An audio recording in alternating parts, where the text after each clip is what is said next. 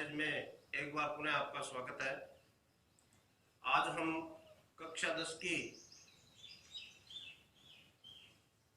Math विषय का एक नया अध्याय शुरू करने जा रहे हैं।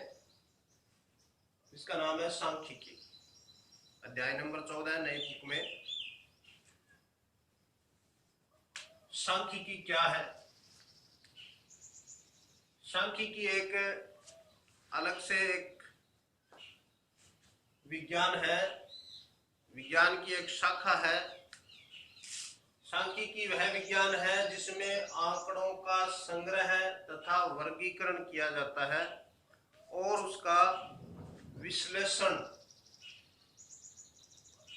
पहले आंकड़ों का संग्रह करते हैं, फिर उसका वर्गीकरण किया जाता है, सारणीयन किया जाता है और उसके बाद में उसका विश्लेषण कर उसकी व्याख्या की जाती है। उसे हम सांख्यिकी कहते हैं। सांख्यिकी के अंदर हमारे पास कुछ शब्द आएंगे, इसके बारे में हम थोड़ी सी चर्चा कर लेते हैं। प्रेक्षण, हमें प्रेक्षण क्या है? सांख्यिकी आंकड़ों का प्रत्येक पद प्रेक्षण कहलाता है। जब हम सांख्यिकी जो आंकड़े हैं उनका संग्रहण करते हैं तो जितने भी आंकड़े हैं वो सारे प्रेक्षण कहलाते हैं। जैसे हमने किसी क्लास के स्टूडेंट्स का एक प्रेक्षण किया कि 10 नंबर लेने वाले कितने, कोई टेस्ट लिया उसके अंदर 10 नंबर लेने वाले कितने विद्यार्थी हैं, 8 नंबर वाले कितने विद्यार्थी हैं, 7 वाले कितने विद्यार्थी हैं। तो वो जो आंकड़े होंगे, वो जो उसका प्रत्येक पद होगा, जैसे अपने लिख दें भी 10 नंबर वाले 5 विद्यार्थी हैं, 8 वाले 4 हैं, 7 वाले 3। तो ये जो प्रत्येक पद है ये प्रेक्षण कहलाएगा। ये एक प्रेक्षण हो गया, ये दूसरा प्रेक्षण हो गया, ये तीसरा प्रेक्षण हो गया। तो इस प्रकार इसको हम प्रेक्षण कहेंगे। सांख्यिकी आंकड़ों का प्रत्येक पद प्रेक्षण कहलाता है। बारंबारता, बारंबारता क्या होगी? किसी सारणी में कोई पद कितनी बार आता है। हमने 9th में पढ़ा था, सारणी बनाना सीखा था, बारंबारता सारणी। उसके अंदर कोई भी पद है वो कितनी बार आ रहा है। जैसे यहां मैंने एक लिखा था कि 10 अंक प्राप्त करने वाले विद्यार्थी, ये अंक है, ये विद्यार्थी है। तो ये जो 10 अंक है वो कितनी बार आ रहा है? 5 बार आ रहा है। तो ये इसकी 10 की बारंबारता है। यानी कोई अंक कितनी बार आए, कोई पद कितनी बार आए, उसे हम उस पद की बारंबारता कहते हैं। ये पद है और ये बारंबारता है इसकी। और क्या है इसमें? बारंबारता सारणी, जो हमने एक 9th क्लास में पढ़ा था। जैसे इस प्रकार से अंकों की एक सारणी बना लेते हैं कि 10 अंक वाले कितने विद्यार्थी हैं। वर्ग की सीमाएं, सारणी को हमने 2 प्रकार से पढ़ा था। एक तो साधारण अवर्गीकृत बारंबारता बंटन सारणी और एक होती है वर्गीकृत बारंबारता बंटन सारणी। तो जो वर्गीकृत है, वर्गीकृत में क्या होता है कि जैसे वर्ग बना लिया कि 0 से 5 अंक, 5 से 10 अंक, 10 से 15 अंक। मान लो विद्यार्थी है 5, 7, 8, ये वर्गीकृत होगी। अवर्गीकृत में तो 10 अंक वाले कितने विद्यार्थी हैं, 8 अंक वाले कितने विद्यार्थी हैं, 7 अंक वाले कितने विद्यार्थी हैं। ये अवर्गीकृत है, केवल अंक दिखाए। इसमें एक वर्ग बना दिया कि इसमें 0 अंक वाला भी आ जाएगा, 5 वाला भी आ जाएगा। तो यहां से 0 से लेकर के 5 अंक तक कितने विद्यार्थी हैं, उसमें ये पता नहीं है, स्पष्ट नहीं होता कि 0 नंबर वाले कितने हैं, 1 नंबर वाला कितना है, 2 नंबर वाले कितने हैं। लेकिन इसमें एक वर्ग बन गया कि इस समूह का एक, ये 5 से 10 वाला समूह हो गया, 10 से 15 वाला। ये होती है वर्गीकृत बारंबारता बंटन सारणी, जिसमें एक वर्ग बन जाता है। तो उसमें वर्ग की सीमाएं, ये वर्ग की सीमा है, ये निम्न सीमा होती है। जैसे 0 से 5 है, इसमें ये निम्न सीमा होगी और ये उच्च सीमा होगी। 2 सीमाएं होती है वर्ग की, निम्न सीमा और उच्च सीमा। वर्ग अंतराल, वर्ग अंतराल, वर्ग में जो उच्च सीमा में से निम्न सीमा घटा देते हैं, जो अंतर आता है वो वर्ग अंतराल होता है। तो ये अपने 9th में पढ़ चुके हैं इसके बारे में। इस अध्याय में हम 3 महत्वपूर्ण जो बिंदु है उनके ऊपर अध्ययन करेंगे। एक तो है समांतर माध्य, समांतर माध्य। दूसरा होगा माध्यिका, या इसको माध्यक भी लिख देते हैं। और एक है बहुलक। इन तीनों के बारे में पढ़ेंगे, इनको ज्ञात करने की विधियां हैं, ये क्या होते हैं। आज हम समांतर माध्य के बारे में पढ़ेंगे। समांतर माध्य क्या होता है कि वह मान जो दिए हुए आंकड़ों के योगफल को आंकड़ों की संख्या से भाग देने पर प्राप्त होता है। वह मान जो दिए हुए आंकड़े हैं को आंकड़ों की संख्या से, जितने आंकड़े उनकी संख्या से भाग लगा दें तो जो मान प्राप्त होगा वो समांतर माध्य कहलाएगा। ये एक प्रकार से औसत की श्रेणी में आता है। जो औसत हम पढ़ते हैं कि औसत मान कितना है, एवरेज।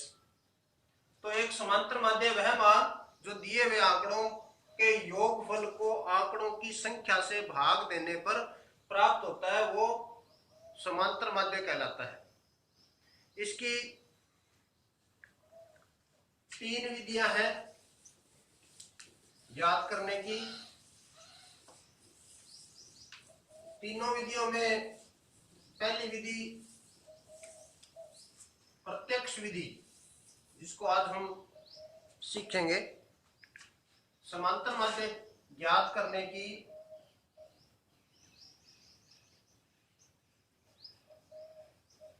पहली विधि है प्रत्यक्ष विधि।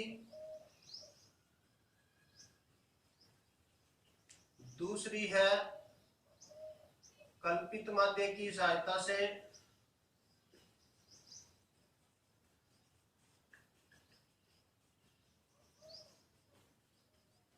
और तीसरी है पक विचलन विधि।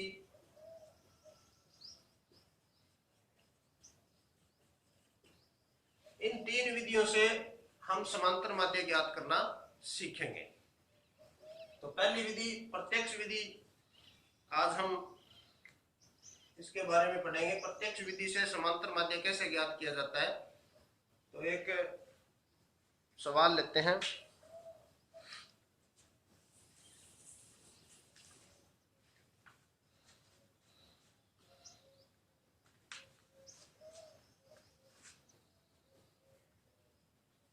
पौधों की संख्या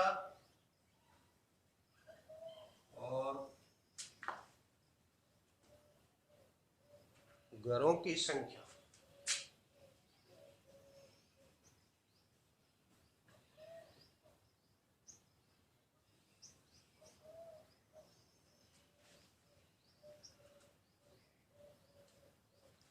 जीरो से 2, 2 से 4, 4 से 6, 6 से 8, 8 से 10, 10 से 12 और 12 से 14। ये पौधों की संख्या है।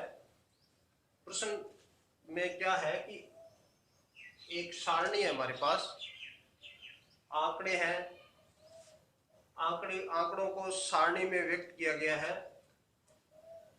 पौधों की संख्या दी गई है और घरों की संख्या दी गई है।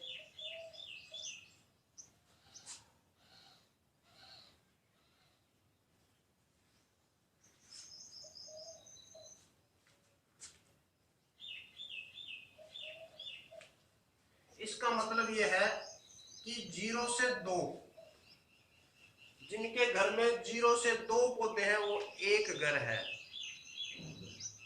एक घर ऐसा है जिसमें 0 से 2 पौधे हैं। और 2 से 4 वाले हैं 2, 4 से 6 वाले 1, 6 से 8 वाले 5, 8 से 10 वाले 6 और 10 से 12 वाले 2 और 12 से 14 वाले 3। यानी ये बारंबारता है, ये पद है, ये बारंबारता है।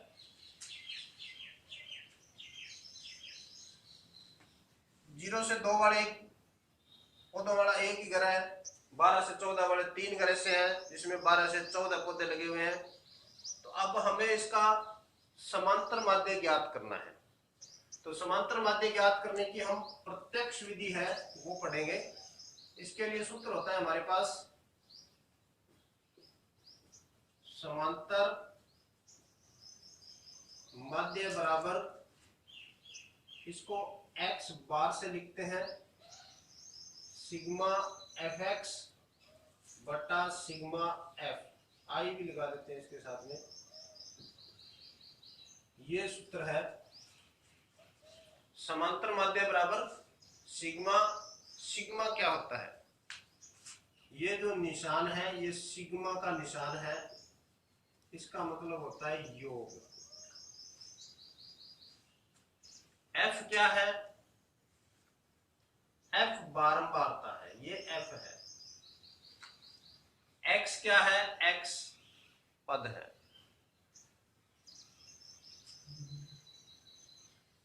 अब हम सबसे पहले क्या करेंगे, एक सारणी। सारणी देखो हमें दो प्रकार की बताई थी, एक साधारण सारणी होती है अवर्गीकृत जिसको बोलते हैं अवर्गीकृत, और एक होती है वर्गीकृत। वर्गीकृत ये वर्ग बना हुआ है 0 से 2, ऐसा नहीं है कि एक पौधे वाला कितना घर है, दो पौधे वाले कितने घर है, तीन पौधे वाले कितने घर है, वो होती तो वो तो अवर्गीकृत थी। ये वर्गीकृत है, इसको वर्गों में विभाजित कर दिया गया। ये वर्ग है, पहला वर्ग है, ये दूसरा तीसरा चौथा ऐसे वर्ग दिए हुए हैं। तो x क्या होता है? x जो वर्ग होता है उसका मध्यमान होता है, मध्यमान, इसको x लिखते हैं।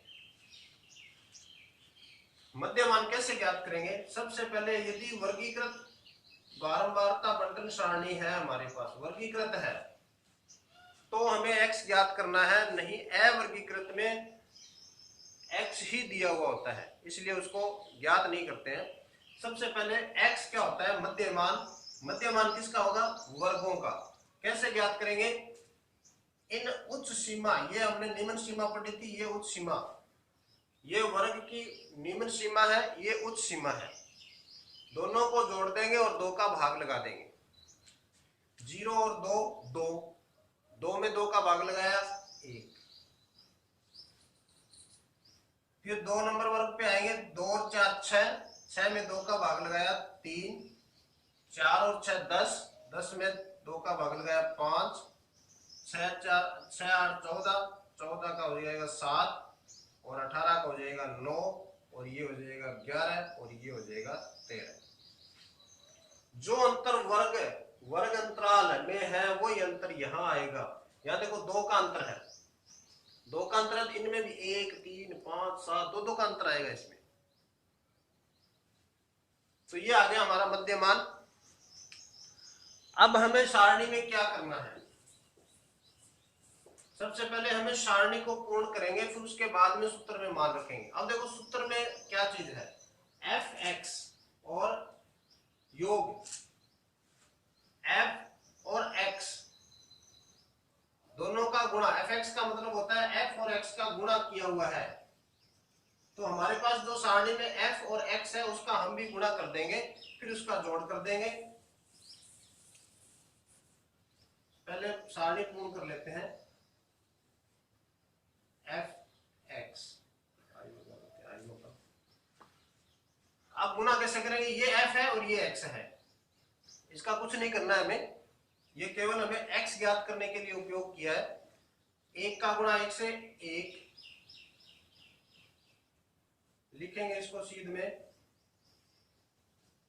2 को गुणा 3 से 6, 5 का 1 से 5, 5 का 7 से 35, 54, 22, 13 या 39। 1 का 1 से गुणा 1, 2 का 3 से 6, 1 का 5 से 5, 5 का 7 से 35, 6 54, 11 2 22 और 13 3 39। अब हमें क्या करना है? सूत्र के अंदर था sigma F x. Sigma F x क्या होता है? एफ एक्स का जोड़।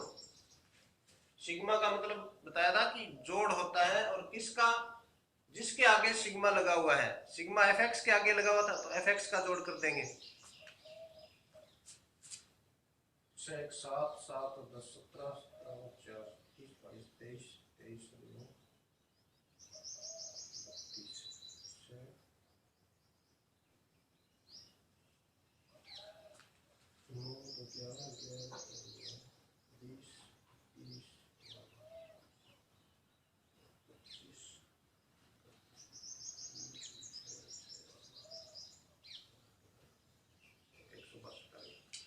और क्या था, सिग्मा एफ, इसका भी जोड़ करना है हमें।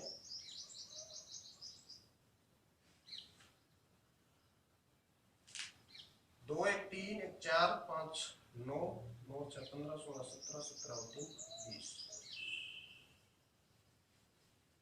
ये आ गया सिग्मा एफ, ये आ गया सिग्मा एफ एक्स। अब हम समांतर माध्य ज्ञात करेंगे। समांतर माध्य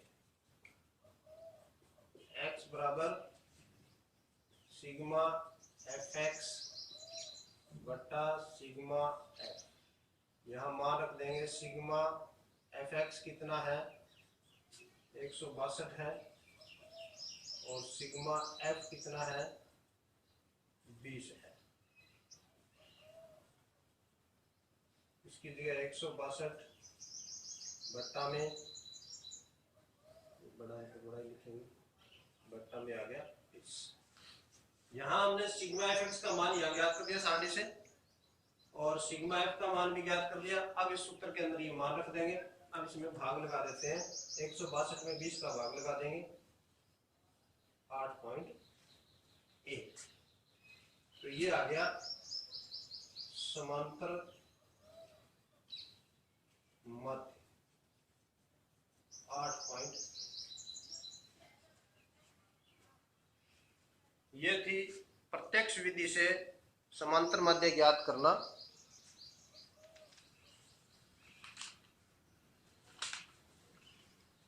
ये हमारे पास 14.1 प्रश्नावली 14 का 14.1 अभ्यास है।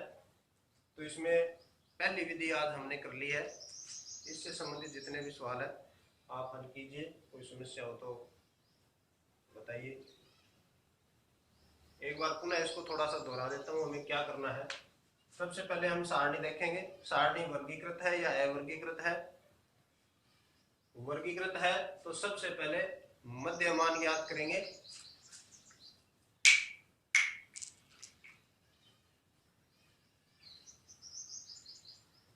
मध्यमान को x से लिखेंगे।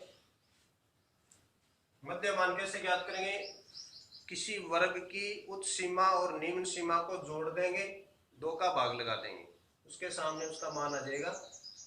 ऐसे करके इसका मध्यमान आ जाएगा। उसके बाद में हम एफ एक्स, ये एफ है घरों की संख्या, जो बार बार कितनी बार आया है, कोई पद कितनी बार आया वो बारंबारता होती है। पहले मैंने बताया था कि कोई पद है 0 से 2 वाला कितनी बार आया, एक बार ही आया। 2 से 4 वाला 2 बार आया, तो ये इसकी बारंबारता होगी। बारंबारता और मध्यमान का गुणा कर देंगे, फिर उसका जोड़ कर देंगे सिग्मा एफ एक्स। ये एफ एक्स आ गया, सिग्मा का मतलब जोड़ है, सिग्मा एफ एक्स 162 और सिग्मा एफ 20 आ गया। समांतर माध्य का सूत्र होता है सिग्मा एफ एक्स बटा sigma F. Sigma F x का मान हमारे पास 162 है और सिग्मा एफ का मान 20 है। अब हम इस सूत्र में ये मान रख देंगे। ये समांतर माध्य को लिखते हैं x से 162 बटा 20, और 162 में 20 का भाग लगा देंगे, 8.1 समांतर माध्य आ जाएगा। ये प्रत्यक्ष विधि है। कल हम इसकी दूसरी विधि कल्पित माध्य से समांतर माध्य ज्ञात करना सीखेंगे। धन्यवाद।